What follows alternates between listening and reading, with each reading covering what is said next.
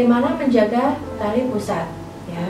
Nah, kapan sih tali pusat itu bisa lepas? Jadi pada bayi bisa 1 minggu sampai dengan 3 minggu, atau biasanya 5 hari tali pusat sudah bisa lepas jika perawatannya itu benar ya. Di sini bagaimana menjaga tali pusat bayi?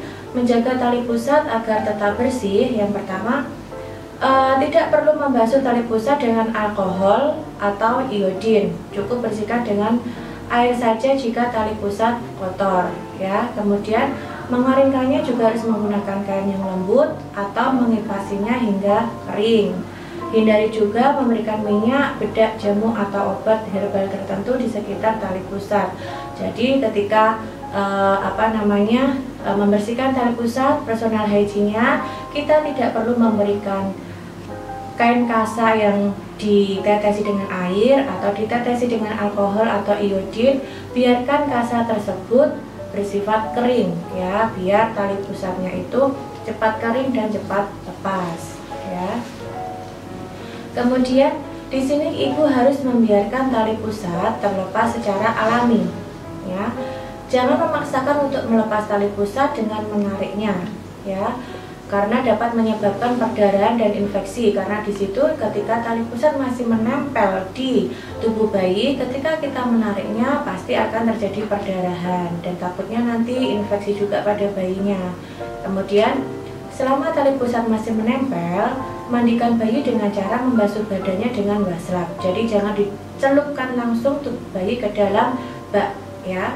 Kemudian setelah tali pusat puput atau lepas, bayi baru boleh dimandikan di dalam bak mandi ya. Tetapi untuk memandikannya, ketika mau dimasukkan di dalam bak mandi tetap harus ditaruh di atas kasur dulu untuk dibersihkan semua yang, atau dilepaskan semua yang akan diganti nanti ya. Kemudian bayi kuning ya. Nah, ini untuk bayi kuning, sebagian besar bayi bisa mengalami bayi kuning, dan di sini ibu selalu cemas, bayi saya kok kuning, apakah asinya kurang atau bagaimana, apakah kurang dijemur atau bagaimana ya. Normalkah bayi kuning? Nah, di sini untuk usia bayi yang kurang dari 2 minggu umumnya kondisinya normal karena hati belum berfungsi sempurna untuk mengeluarkan bilirubin darah, sehingga bayi masih berwarna kuning ya. Kemudian jumlah ASI yang diminum masih sedikit, atau dia masih proses belajar untuk menyusui, karena bayi baru lahir pertama kali pasti akan mengalami yang namanya proses untuk mengenal puting susu ibu, sehingga untuk menyusui itu bayinya juga harus beradaptasi ya. Jadi tidak langsung bayi bisa menyedot ASI yang ada pada ibu ya. Akibatnya bilirubin menumpuk di kulit maupun sklera, sehingga menyebabkan bayi itu berwarna kuning ya. Kemudian di sini kapan sih perlu membawa bayi kuning ke dokter ya? Jika bayi tampak bertambah kuning ya, dari hari ke hari sudah dikasih ASI, kemudian untuk asupannya sudah banyak kok masih berwarna kuning, nah ini perlu dibawa ke dokter. Kemudian bayi tampak kuning sampai di daerah perut, paha, lengan, sampai tungkai bagian bawah. Kemudian bayi tampak sakit, tampak lemah, sulit juga dibangunkan. Bayi sulit minum atau BABB-nya itu berangsur turun ya. Bayi menangis dengan suara melengking ya, jadi harus dibedakan bayi yang menangis karena lapar, mungkin karena BAB dan PAK, mungkin karena tidak nyaman dengan kondisi lingkungan, dengan suara bayi yang melengking ketika dia sakit kuning, itu harus kita bisa membedakan ya. Kemudian jika kuning tidak menghilang setelah usia 2 minggu, nah itu perlu dibawa ke dokter untuk dilakukan pemeriksaan lebih lanjut. Jadi jangan sampai telat ya kita untuk membawa ke dokternya. Nah, di sini biasanya ketika ada pertanyaan bayi kuning itu, pertama tadi karena ASINya kurang, kedua ibu berpendapat kalau bayinya ini kurang dijemur ya. Nah, di sini penjelasannya, perlukah bayi dijemur setiap pagi untuk mengurangi kuning ya? Menjemur bayi tidak ada kaitannya dengan bayi berwarna kuning ya, karena di sini tidak ada kaitannya dengan menurunkan resiko bayi kuning. Tujuan menjemur sendiri itu kan untuk menambahkan vitamin D ya. Jadi untuk bayi kuning ini juga berhubungan dengan pemberian ASI-nya ibu itu. Kemudian menjemur dilakukan pada pagi hari pukul 9 ya. Dimulainya dari pukul 9 ketika matahari sudah terbit itu ya, sudah di atas kepala kita, sekitar 15 menit, dilakukan seminggu 2-3 kali. Jadi tidak setiap hari berturut-turut kita menjemur bayinya. Kasihan juga bayinya karena di situ kulit dari bayi tersebut masih rentan, takutnya nanti bisa gosong atau bisa terjadi sakit yang lainnya. Kemudian ketika kita menjemur bayi, jangan dihadapkan bayi tersebut langsung ke hadapan matahari, jangan seperti itu, harus membelakangi matahari. Mungkin ada di balik-balik pohon, di balik jendela, atau kita yang membelakangi matahari ya, sehingga tidak langsung terpapar oleh matahari. Kemudian vitamin D untuk memelihara kepadatan tulang, gigi, otot bayi, serta menguatkan sistem imun bayi. Kekurangan vitamin D berisiko mengalami kelainan pertumbuhan tulang sehingga bisa meningkatkan kejadian alergi ya. Nah, di sini kita masuk pada imunisasi pada bayi. Kapan sih harus diberikan imunisasi? Nah, di sini jadwalnya, jadwal imunisasi anak ketika umur 0 sampai 18 tahun. Di sini sudah rekomendasi dari Ikatan Dokter Anak Indonesia ya, tahun 2020, jadwal imunisasi harus di usia tersebut ya, 0 sampai 18 tahun. Kemudian ada beberapa pertanyaan yang sering dilontarkan oleh ibu ya. Di sini yang pertama, jika umur anak sudah lebih dari yang dianjurkan dalam jadwal imunisasi, apakah masih boleh untuk melakukan imunisasi? Jawabannya boleh ya, karena tidak berbahaya. Anak yang belum mendapat imunisasi sesuai jadwal berarti belum mempunyai kekebalan terhadap suatu penyakit. Yang kedua, bayi atau anak yang sedang batuk pilek bolehkah imunisasi? Nah, ini seringkali pertanyaan ini timbul di masyarakat ya. Biasanya kalau anaknya pilek, ibunya tidak mau mengimunisasi. Padahal di sini meskipun pilek boleh asalkan dia tidak demam ya. Ketika demam itu harus ditunda dulu untuk imunisasi ya. Kemudian obat penurun panas bolehkah diberikan sebelum dan sesudah imunisasi? Apakah tidak mengurangi potensi vaksin? Ya, obat penurun panas boleh diberikan ya, paracetamol ya, 30 menit sebelum imunisasi untuk mengurangi nyeri dan demam pasca vaksinasi. Kemudian nanti dilanjutkan 3-4 jam bila masih demam ya. Jadi boleh ya diminumkan untuk obat penurun panasnya. Kemudian sesudah diimunisasi, apakah bayi tidak akan tertular penyakit?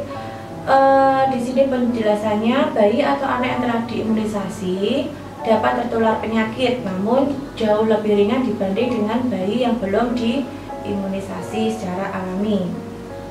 Kemudian banyak juga yang bertanya ibu-ibu, ketika setelah suntik BCG di situ akan timbul bekas bisul di lengan tangan si bayi ya.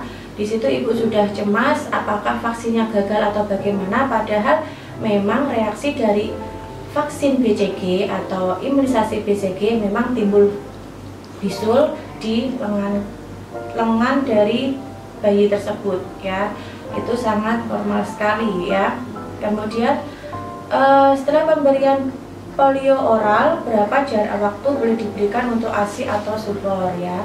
Langsung boleh diminumkan ya setelah pemberian polio oral. Kita akan membahas seputar MPASI ya. Apa yang perlu kita ketahui seputar MPASI ya? Nah, MPASI sendiri itu adalah makanan tambahan ya, makanan pendamping ASI ya. Jadi makanan tambahan yang diberikan pada bayi selain ASI.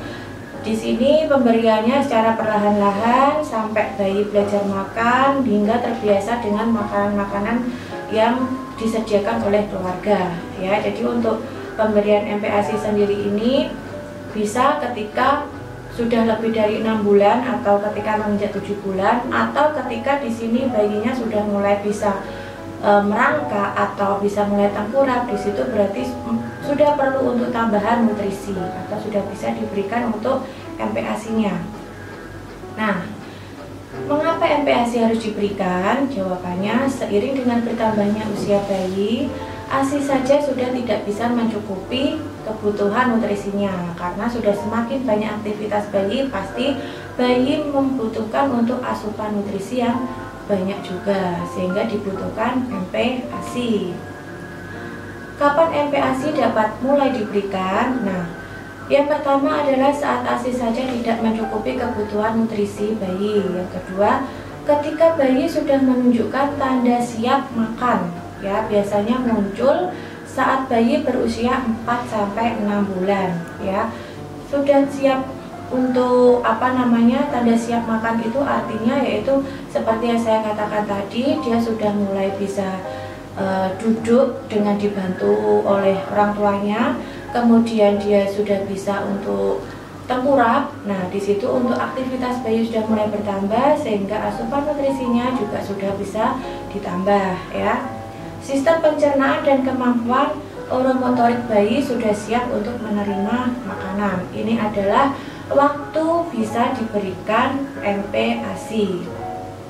Kemudian yang harus kita kenalkan pertama kali kepada bayi untuk MPASI-nya yaitu seperti makanan pokok seperti beras, ya. Berasnya ini bisa dibuat lebih halus, ya. Karena kalau misalkan beras utuh langsung diberikan kepada bayi, kasihan juga untuk keadaan lambungnya. Kemudian yang kedua, kita bisa memberikan kacang-kacangan, juga bisa dihaluskan juga. Kemudian sumber hewani yaitu dari ayam, ikan, daging, sapi, telur, dan keju.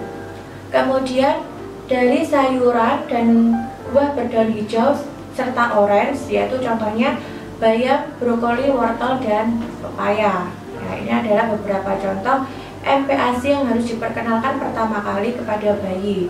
Jadi di sini lebih amannya juga menggunakan telur rebus karena di situ teksturnya lebih halus sehingga untuk adaptasi antara MPASI dengan lambungnya itu bagus, ya. Jadi harus hati-hati ya ketika memberikan MPASI. Nah, pastinya karena adanya MPASI di sini pasti juga ada keuntungannya, ya.